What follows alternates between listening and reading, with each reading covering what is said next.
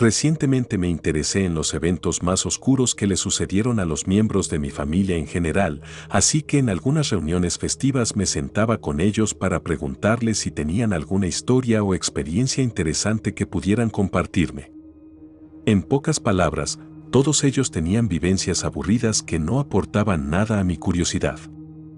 Cuando yo era un niño, mi madre se divorció de mi padre cuando éste fue arrestado por robo a mano armada y daños a propiedad privada.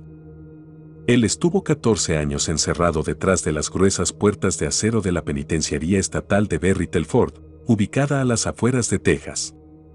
Cumplió su condena cuando yo tenía 22 años. Jamás hablamos hasta que salí de la universidad y mi familia cercana no quería volver a verlo, entonces yo lo visitaba de vez en cuando. Mi viejo tenía un empleo en una fábrica, pero no le pagaban nada bien por su perfil de ex convicto, por lo que yo le llevaba comida y un par de dólares cada fin de mes. Fue en una de esas visitas mensuales cuando decidí preguntarle si podría compartirme alguna historia sobre el tiempo que pasó encarcelado, cualquier cosa que le pareciera interesante.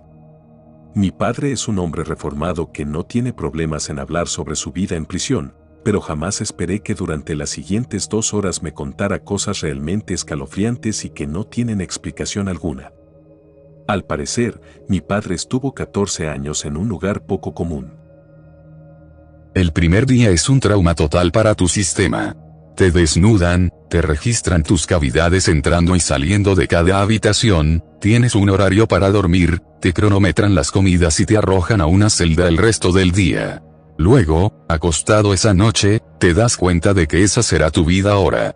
Aún puedo recordar ese sentimiento de impotencia y desesperanza. Esa es la parte más aterradora. Me dijo que a medida que pasan los meses te acostumbras a la rutina, empiezas a necesitar e incluso desear esa estructura. Él decidió aprovecharlo al máximo y aprender tantas habilidades como pudo y mantenerse lo más ocupado posible. Una de sus habilidades vocacionales fue la plomería y pronto se convirtió en el plomero interno del edificio A. Ahora, la forma en la que está configurada la prisión es que hay un edificio A y un edificio B. Dentro de cada edificio hay 10 secciones de celdas. Cada sección contiene 12 celdas que pueden albergar de 1 a 4 reclusos cada una.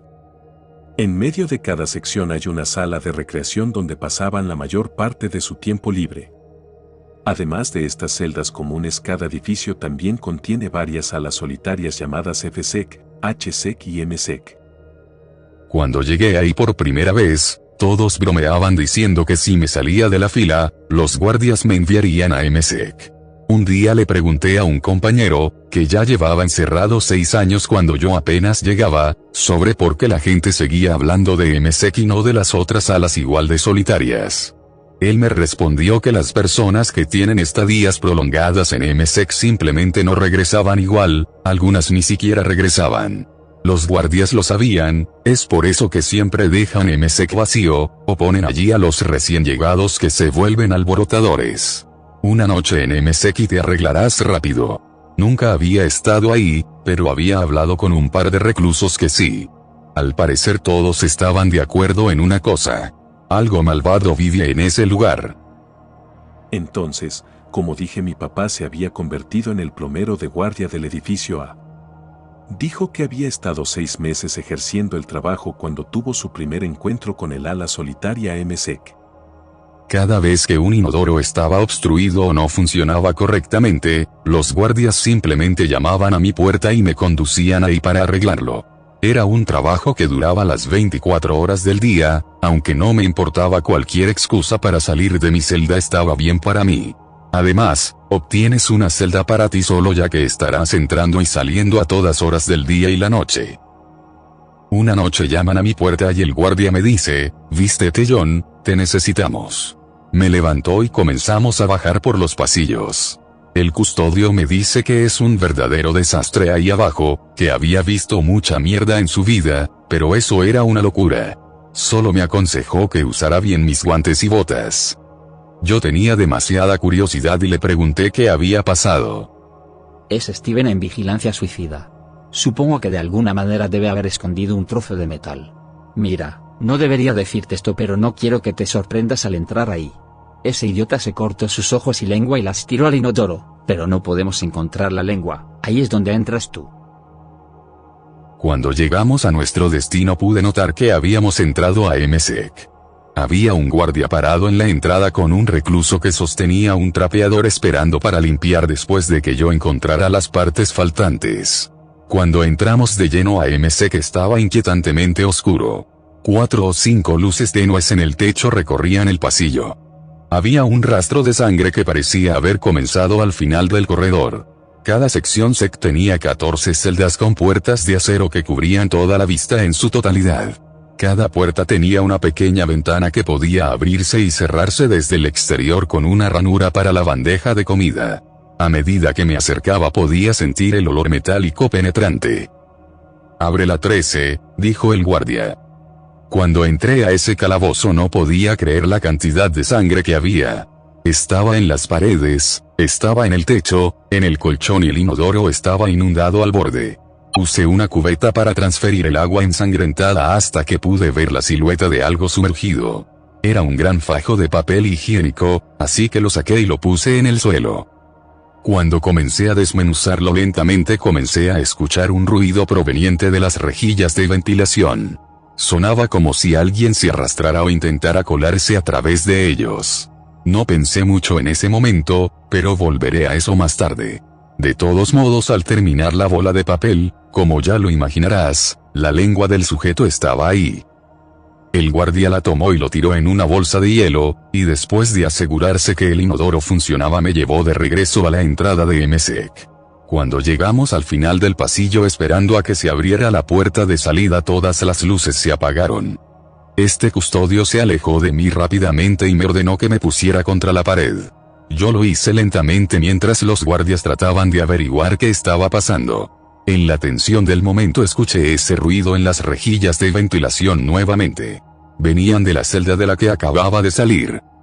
No sabía qué era, pero mientras estaba ahí parado me di cuenta que se estaba volviendo más fuerte y más rápido. Sonaba como si lo que había en ese ducto ahora estaba corriendo directamente hacia nosotros. El guardia estaba tratando de ignorarlo, pero miraba hacia el ducto en los techos periódicamente y comenzó a gritarles a los guardias fuera de MSEC que abrieran la maldita puerta. Cuando el sonido estaba a mitad de camino las luces se volvieron a encender y el ruido se desvaneció totalmente. La puerta se abrió y salimos de ahí lo más rápido que pudimos. Unos días después vi al recluso que estaba esperando para limpiar el desastre esa noche y le pregunté si había visto o escuchado algo raro. Me dijo que vio a los forenses sacar el cuerpo del tipo en una camilla. Al escuchar esto fui más específico y le dije si había escuchado algo en los conductos mientras limpiaba. Pero su respuesta fue negativa, solo que había encontrado el metal que había usado para cortarse. Un pedazo de metal oxidado arrancado de la ventilación. La siguiente historia que mi padre compartió conmigo es más gráfica en el sentido de lo que los seres humanos son capaces de hacerse unos a otros. A veces recibíamos jóvenes pandilleros que piensan que van a ser malos todo el tiempo. Había muchas bandas serias aquí en la penitenciaría. Desde sujetos que tienen una esvástica tatuada en la espalda hasta algunos miembros de los Latin Kings. Pero estos jóvenes venían de pandillas locales callejeras que realmente no comprenden cuán violentas pueden ser algunas de estas organizaciones internas. Es como si estuvieran jugando a los malos para verse bien, como niños jugando a ser bomberos. El problema es que piensan que las otras personas también están jugando o algo así. De todos estos chicos tuvimos a Ricky, que entró por maltratar la propiedad pública 1 año y 3 meses. Un joven irlandés que pensó que la banda de su pueblo pequeño era rival directo de la hermandad aria. Los maldecía y les faltaba al respeto frente a todos en el pasillo. Algunos de estos reclusos intentaron decirle que necesitaba calmarse antes de que se lastimara, pero el joven era testarudo y simplemente no quería escuchar. Bueno, un día durante la cena, el comedor estaba tranquilo y Ricky no estaba a la vista. Mi mesa fue recogida primero y mientras regresábamos a nuestra sección de celdas vimos a este chico cubierto de sangre tropezando hacia nosotros sujetando su estómago. Estaba completamente desnudo y había grandes parches de carne donde antes tenía sus tatuajes. Tenía un costado de la cabeza sumido donde lo habían pisado mientras trataba de mantener sus intestinos dentro de su cuerpo. La peor parte es que ni había muerto durante la paliza, por lo que había sentido cada golpe y corte. Corrí rápidamente a sostener su cuerpo cuando se puso de rodillas para caer. Otro compañero gritó por ayuda y todos los demás miraban horrorizados. Mientras lo tenía en brazos el chico solo repetía, «Quiero a mi mamá, ¿dónde está mi mamá?». Murió esa noche. Nunca supieron quién lo hizo. Aunque esta historia es muy cruel debido a que un joven que no tenía idea de cómo era la vida fue cruelmente asesinado, la historia de MSEC me tenía totalmente intrigado, así que de manera discreta le comenté si esa había sido su única experiencia en MSEC, pero al parecer no lo era. 7 años después de haber sido encerrado hubo una renovación de algunas partes de los edificios, por lo que tuvo que pasar la noche en MSEC. Debido a que los presos se movían por oleadas, todos los bloques FSEC y HSEC se habían llenado, menos el M, es decir que él estaría una noche solo ahí. Convencido de que era solo un mito y lo de los ductos un evento aislado, mi padre no tuvo problema en ser llevado ahí por una noche. Lo condujeron a la celda 9 en la noche e intentó dormir un poco. Todo estaba muy oscuro allí, cada celda tiene una pequeña luz de noche encima del inodoro, pero no es suficiente para ver nada. Aunque intentaba dormir, durante varias horas escuché al chico de la celda adjunta a mí hablando solo. Las paredes son tan gruesas que ningún sonido puede traspasar, pero los ductos de ventilación hacen que puedas escuchar lo que está pasando en las celdas vecinas. Creí que yo iba a ser el único esa noche, pero tal vez más presos fueron movidos. Los conductos están ubicados justo al pie de los pequeños cáteres de cada celda. La gente se sentaba junto a ellos para comunicarse y pasar el tiempo durante los periodos de aislamiento. Pero este tipo no me hablaba, era como si hablara consigo mismo y estaba empezando a ponerme nervioso. Acerqué mi oído a la rejilla para intentar escuchar lo que estaba diciendo, y me dio un escalofrío por todo el cuerpo cuando sentí su frío aliento chocar contra mi cabeza. Te recuerdo, yo te recuerdo a ti.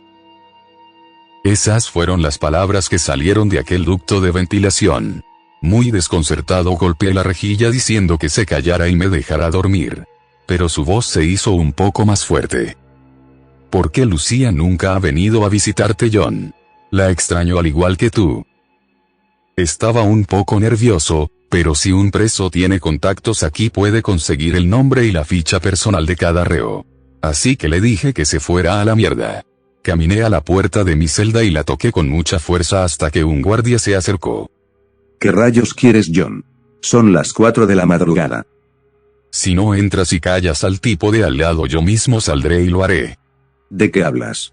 Eres la única persona en MSEC. El custodio dio media vuelta y se alejó mientras yo me quedaba quieto y confundido por lo que acababa de pasar. A punto de moverme para ver qué había sido todo eso, los susurros en la rejilla volvieron. John, acércate, abre la rejilla, ven, abre la rejilla. Esa voz aumentaba el volumen cada vez más hasta que creí ver cómo algo se movía ahí dentro. Los ductos van directamente hacia arriba en un conducto general y luego vuelven a bajar a la siguiente celda, por lo que no puedes ver el cuarto de tu vecino y mucho menos alguien podría estar ahí. Salté y volví a golpear la puerta, esta vez gritando. «Ayuda, alguien, venga por favor». Un guardia diferente vino corriendo por el pasillo y abrió la ventanilla de mi celda. «Tienes que sacarme de aquí, hay algo en las rejillas de ventilación», supliqué. Para mi sorpresa, el guardia no protestó por mi pedido. En lugar de eso, simplemente tomó su radio. Necesito una celda abierta para una transferencia desde MSEC. Sí. Sí. En los ductos otra vez. Él abrió la puerta y me esposó para caminar por el pasillo. Todo el tiempo fuimos silenciosamente seguidos por ese sonido en el techo. He visto y escuchado muchas cosas cuando estuve preso. No hay mucho que me moleste, pero ese día estaba tan feliz de estar caminando a la salida de MSEC. Creo que no respiré hasta salir de ahí. Solo fue cuando escuché las puertas de la sección cerrarse por completo que tuve el valor para preguntar qué rayos era eso. El guardia suspiró casi triste y bajó la cabeza antes de mirarme nuevamente. No sé de qué hablas, John. En MSX y en los conductos no hay nada. Y no podemos hablar de esto más, ni tú puedes hablar de esto con los demás reclusos. Fue ahí cuando entendí la razón del por qué nadie hablaba formalmente de la sección MSEC. Y porque hasta ahora seguía siendo un rumor. Entonces, cuando la gente me preguntaba si había escuchado algo en la sección M, yo solo respondía que no. Pero eso no me detuvo de indagar e investigar junto con algunos compañeros.